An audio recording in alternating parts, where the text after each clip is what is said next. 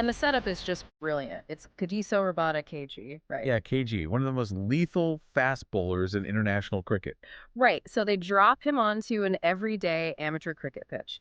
And the challenge is that any amateur who can hit him for a six, meaning hitting the ball entirely out of the park without it bouncing across three escalating levels of difficulty, wins $1,000.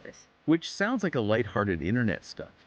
But when you really look at the footage and the biomechanical research we're diving into today, it becomes this intense masterclass in elite performance. Yeah, I kept thinking it's like strapping an everyday commuter into a Formula One car during a real race. It's just absurd. Our mission today is to unpack this encounter. We want to understand the physical, tactical, and mental gaps between an amateur and a true pro. And to do that, we actually have to completely redefine what easy means.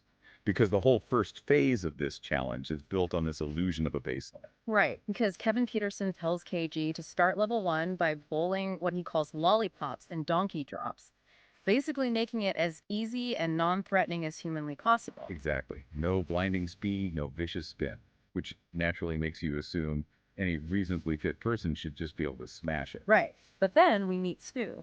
Ah, Stu. Stu is the lowest ranked tail ender, which I guess means he's basically the worst batter on the team, right? And he fails instantly when KG bowls into the block hole. Yeah, the block hole is that area right at the toes. And the mechanics of defending that space are just brutal. If your weight transfer is off by a millimeter, the ball crushes your toes or hits the stumps. Stu just had no chance to even react. But then we get Lungi, and this guy, I mean, he looks like he could tear a phone book in half. Built like a brick house. Literally. And the joke on the pitch is that he's way better at bicep curls than batting. So he swings with maximum effort at the slow ball, and he just hits it straight to mid-on and mid-off. It goes nowhere near the boundary. And I'll admit, watching that, I was so confused. Like, surely a guy who lifts weights 5 days a week can just muscle a slow ball over a short boundary line. Well, that assumption fundamentally misunderstands how force generation works in striking sports. Having massive biceps in a sport like cricket or baseball or golf, it's like putting a Ferrari engine into a car with a completely broken transmission. Oh, wow. Okay, so the power's there, but it's disconnected. Exactly. The raw power is sitting under the hood, but none of it reaches the wheels. Striking a moving object requires what biomechanists call a kinetic chain. So it's not just about arm strength at all. Not at all. It's a full body sequence. The swing doesn't start in the shoulders, it starts in the ground. A pro pushes against the earth to create ground reaction force. Right. And then that force travels up through the legs, it rotates the hips, transfers torque through the core, whips through the shoulders, and only at the very final millisecond does that energy snap through the arms and wrists. So Lungi was basically just trying to arm wrestle the ball. Pretty much. And you cannot outmuscle the physics of a kinetic chain. The sport itself defeats them, not the pro. The pro is barely even trying.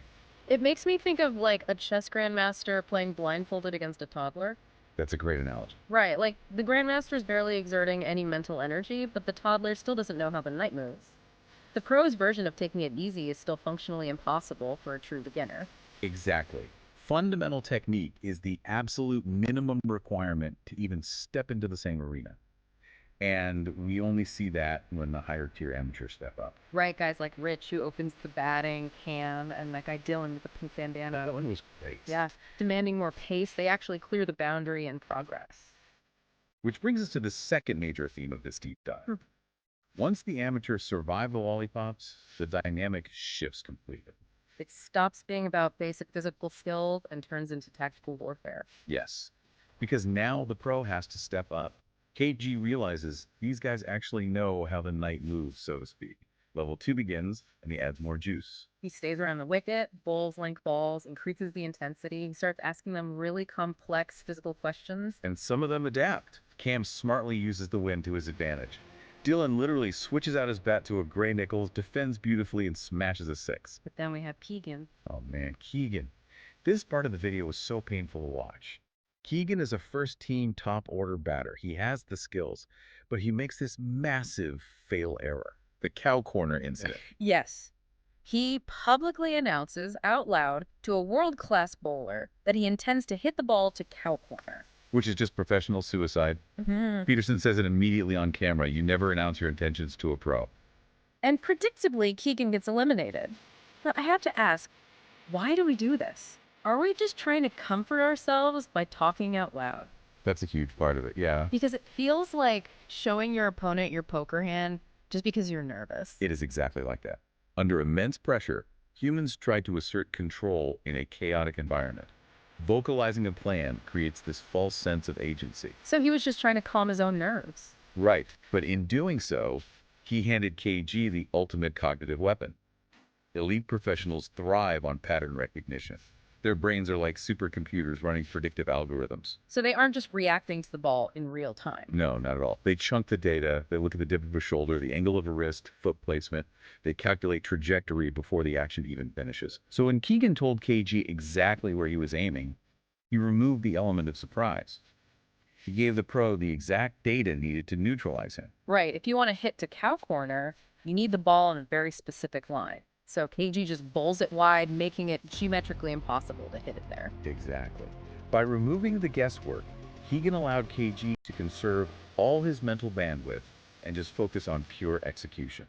That's incredible. And it perfectly sets up level 3, final boss stage, because up until now, all the pressure has been on the amateurs, right? They're the ones sweating. But the dynamic completely flips here. It's sudden and massive. Yeah, suddenly it's the professional who starts feeling the psychological weight. KG actually admits to the camera that he hasn't felt this much pressure in his whole career. Which sounds ridiculous for a guy who plays in front of massive international crowds. Right. I was thinking, how is a handful of people with iPhones at a local ground stressing him out this much? It's all about the risk architecture. It's Yeah. completely inverted. The amateur has absolutely nothing to lose. Yeah, if they strike out, so what? It's Kagiso Rabada. Exactly. But if they win, they get $1,000 and a legendary story for the rest of their life. Infinite upside. While the pro has infinite downside. Precisely. KG gains nothing by striking out a club player, but the reputational risk is immense. The thought of these guys bragging in their clubhouse for decades that they took him for a 60, it's psychological torture. The pressure gets so absurd that Kevin Peterson actually does the Stuart Broad trick from Look. Right, switching the bails around on the stumps. Pure superstition. And amidst all this intense gladiatorial pressure, Peterson casually plugs his Google Gemini amateur or pro quiz. It was just such a jarring, hilarious shift in tone. It really was.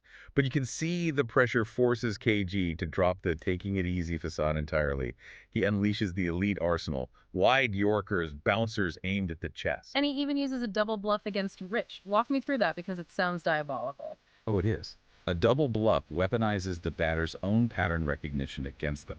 Usually, a bowler sets the field for a short ball, making the batter expect it.